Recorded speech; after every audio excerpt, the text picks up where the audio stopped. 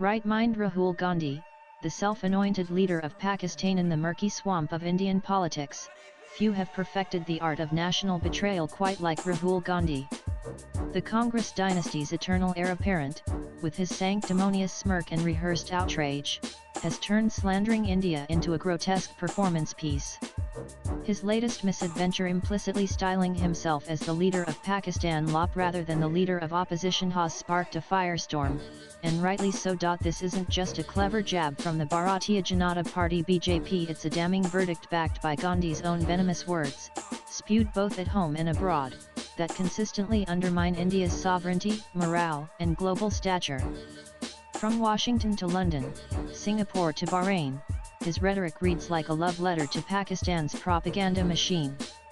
Let's rip apart the tapestry of his anti-India tirades, exposing the rot beneath his self-righteous veneer, and demand whose side is this man really on. The 2025 betrayals. Operation Sindoor. Beyond Gandhi's 2025 outbursts, particularly around Operation Sindoor, India's surgical strikes on terror camps in Pakistan and Poke reveal a man hell-bent on tarnishing his own nation. On May 17, 2025, he took to X, accusing the government of a crime by allegedly tipping off Pakistan before the strikes. J. Shankar's silence screams guilt. How many Indian jets were lost because Pakistan was pro-Arnid? This wasn't a mistake, it was treason. The External Affairs Ministry shredded this lie, clarifying Pakistan was informed post-strike, as per diplomatic norms. Yet Gandhi, undeterred, clung to his narrative, parroting Pakistan's claims and casting doubt on India's military prowess. On May 22, he sneered that PM Modi had surrendered India's honor by pausing military action, questioning why Modi trusted Pakistan's anti-terror assurances. This wasn't opposition, it was a gut punch to the Jawans who neutralized over 100 terrorists. BJP's Amit Malviya nailed it, pointing out Gandhi's deafening silence on Pakistan's losses, as if he were cheering from Rawalpindi's sidelines. On May 23, Gandhi escalated his assault, declaring India's foreign policy a wreck and whining, "Why didn't a single country back India against Pakistan after Pahalgam? Why are we hyphenated with Pakistan, who invited Trump to mediate?" This wasn't just a dig at J. Shankar, it was a deliberate attempt to equate India with a failing state, a narrative India has fought tooth and nail to reject. His Trump jab handed Pakistan's DGISPR a golden opportunity to mock India's global clout. BJP's Gaurav Bhatia called it sinister, accusing Gandhi of sapping the morale of India's forces.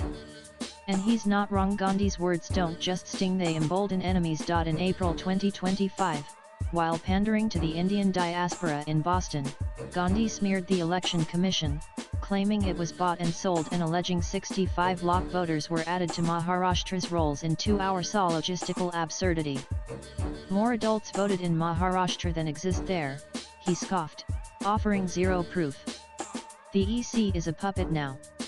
BJP's Sambit Patra branded this an old trick of defaming India abroad, while the EC itself debunked his claims as baseless.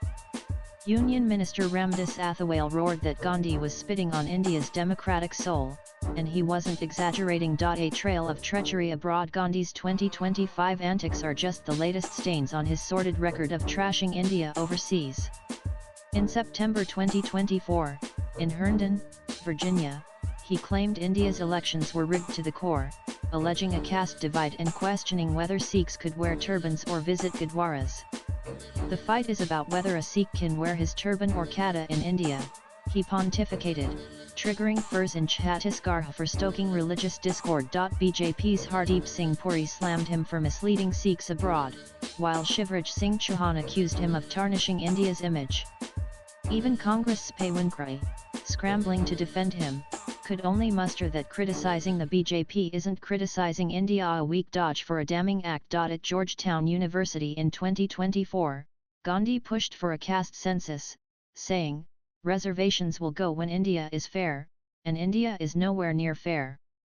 This painted India as a cesspool of discrimination, conveniently ignoring similar divides in the US.